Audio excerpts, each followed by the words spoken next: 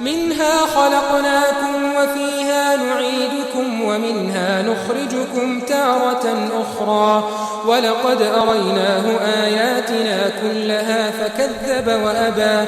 قال أجئتنا لتخرجنا من أرضنا بسحرك يا موسى فلنأتينك بسحر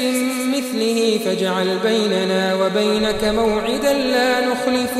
لا نخلفه نحن ولا أنت مكانا سوى قال موعدكم يوم الزينة وأن يحشر الناس ضحى فتولى فرعون فجمع كيده ثم أتى قال لهم موسى ويلكم لا تفتروا على الله كذبا فيسحتكم بعذاب وقد خاب من افترى فتنازعوا أمرهم بينهم وأسروا النجوى قالوا إن هذان لساحران يريدان أن يخرجاكم من أرضكم بسحرهما ويذهبا بطريقتكم المثلى فأجمعوا كيدكم ثم أتوا صفا وقد أفلح اليوم من استعلى قالوا يا موسى إما أن تلقي وإما أن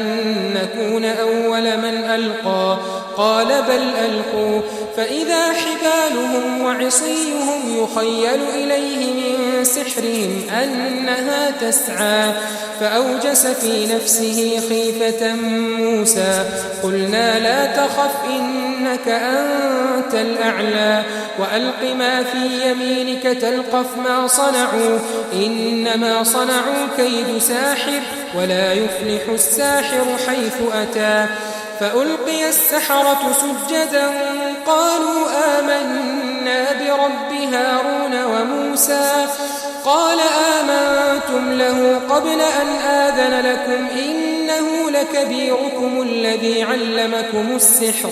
فلأقطعن أيديكم وأرجلكم من خلاف ولأصلبنكم في جذوع النخل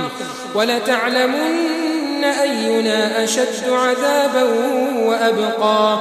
قالوا لن نؤثرك على ما جاءنا من البينات والذي فطرنا فاقض ما أنت قاض إنما تقضي هذه الحياة الدنيا إنا آمنا بربنا ليغفر لنا خطايانا وما أكرهتنا عليه من السحر والله خير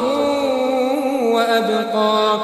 إنه من يأت ربه مجرما فإن له جهنم لا يموت فيها ولا يحيا ومن يأته مؤمنا قد عمل الصالحات فأولئك لهم الدرجات العلا جنات عدن تجري من تحتها الأنهار خالدين فيها وذلك جزاء من تزكى